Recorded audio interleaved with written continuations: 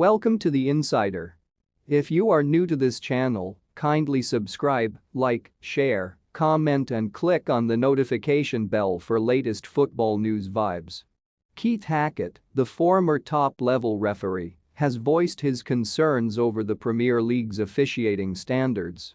He expressed a particular grievance with the performance of VAR in the Arsenal-Newcastle match, whilst sympathising with Arsenal manager Mikel Arteta's frustrations. Newcastle player Joelinton and Arsenal defender Gabriel look on as Anthony Gordon fires home past David Raya for the Newcastle winning goal during the Premier League match between Newcastle United and Arsenal FC at St James Park on November 4, 2023, in Newcastle upon Tyne, England.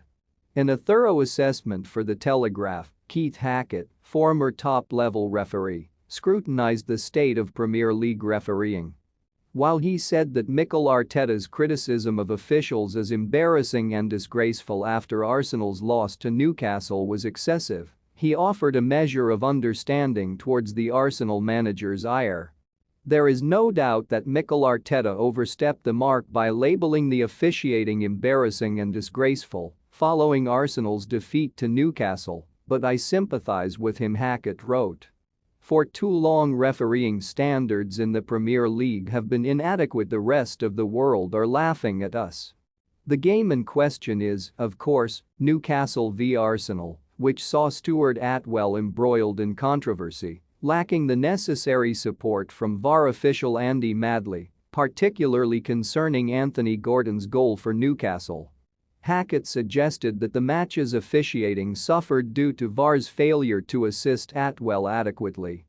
Notably, Anthony Gordon's contentious goal was allowed to stand despite a triple VAR review, raising questions about the efficacy of the technology in its current form.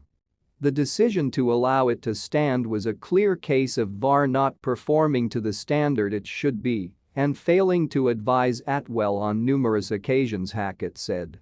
Hackett lamented the absence of definitive angles during VAR checks, referencing a World Cup incident where multiple perspectives were used to confirm a goal. Previously, when it is not clear whether the ball is in or out of play, I have seen a number of angles to prove otherwise, for example when Japan scored against Germany in the World Cup. What a pity it is that goal line technology could not be used to conclusively determine whether the whole ball was out of play when Joe Willock retrieved it by the corner flag. The assistant referee in my day would have moved to a position behind the corner flag to view the whole line and made that call, but unfortunately the introduction of VAR has offset that sort of responsibility. The push by Newcastle's Joelinton on Arsenal's Gabriel, leading to Newcastle's goal, was another instance where VAR did not intervene to correct what appeared to be a clear foul.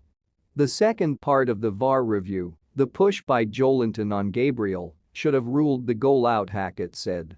The Newcastle midfielder has his arms outstretched and straightened, which alludes to a clear and obvious shove, so it should have been checked. Further scrutiny was directed at an Arsenal incident where Kai Havertz's challenge on Sean Longstaff could have warranted a harsher consequence than the yellow card issued by Atwell. Hackett also pointed out another case involving a push by Newcastle's Bruno Guimaraes on Jorginho, which, in his opinion, deserved a closer examination. Then the pushing of Jorginho by Newcastle midfielder Bruno Guimaraes off the ball should have been looked at, Hackett pointed out.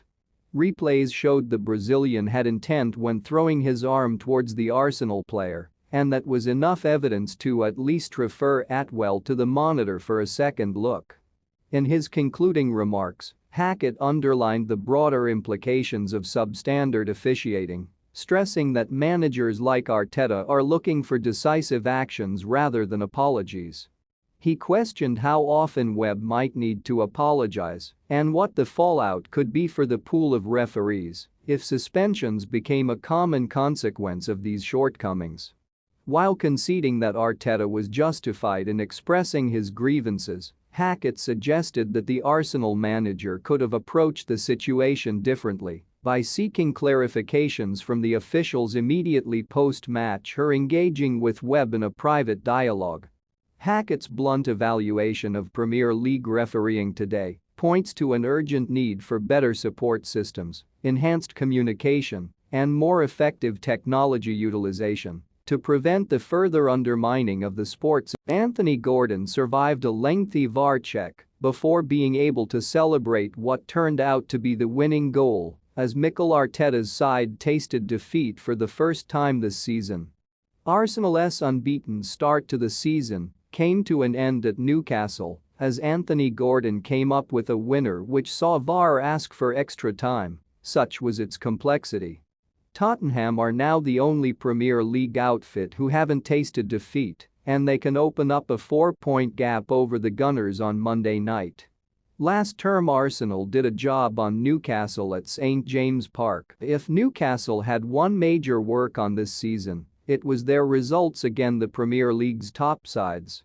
Last term there were optimistic signs, but this time round they've struggled to put down a marker against one of the elite. Since hammering Aston Villa on the opening day, they've been beaten by 10-man Liverpool, City, and were also outclassed at Brighton. Their clash against Arsenal, who were unbeaten, presented them with a chance to show that the term the Big Six needs amending. They did exactly that in what was an attritional affair with their slow start to the campaign, becoming a distant memory after a 5th win in 7 league games. Even after 11 games of the season no one wants to miss a beat.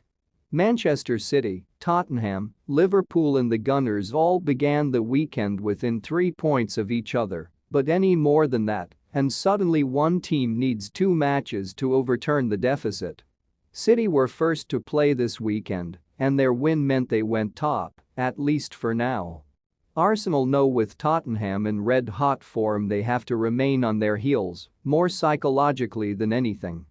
The Gunners found out last term, after a sensational opening half of the season, that top teams pounce on any dropped points in a title race, meaning their loss at Newcastle could be one they look back on come May. Even after 11 games of the season no one wants to miss a beat. Manchester City, Tottenham, Liverpool and the Gunners all began the weekend within 3 points of each other, but any more than that, and suddenly one team needs 2 matches to overturn the deficit. City were first to play this weekend, and their win meant they went top, at least for now. Arsenal know with Tottenham in red-hot form they have to remain on their heels, more psychologically than anything.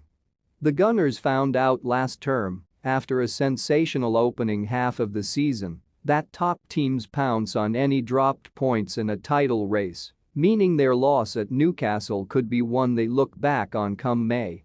There was plenty of VAR controversy in the clash between Arsenal and Newcastle, including a challenge from Bruno Guimaraes on Jorginho that went unpunished.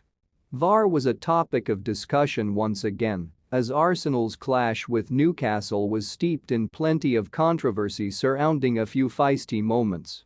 The Gunners went into the tie at St James Park, looking for a response to their shock exit from the Carabao Cup against West Ham in midweek. Some injury troubles have reared their head before the match, as Gabriel Jesus and Thomas Partey were already unavailable with hamstring concerns. Then club captain Martin Odegaard was missing due to a late fitness test that concluded he wouldn't be risked, though Football London understands it isn't a serious absence. Newcastle is far from an easy place to travel, and it was shown early on as the game was deadlocked for the first half, with few chances either way. Then came some life into proceedings as Kai Havertz made a reckless challenge on the byline to stir up the players and fans alike. The bookings went flying, and so too did the challenges from both teams, with tensions rising every second that passed. It seemed to come to a head when Bruno Guimaraes went flying into a challenge that he missed before getting up and leading into a tackle on Jorginho with his forearm and elbow. It caught the Arsenal midfielder on the head, who went to ground, and the check from there went to the VAR for approval over whether it would be serious foul play. No action was taken though, which brought up plenty of questions over whether the right decision had been made. Gary Neville believed that the Brazilian was very fortunate as he said on Sky Sports. I think he's very lucky there, Gimmeries, he's a lucky boy.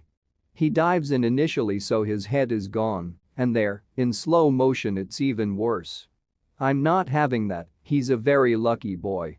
It's just so unnecessary, it's an arm elbow in the head, and the only reason is because he wants to give somebody a whack.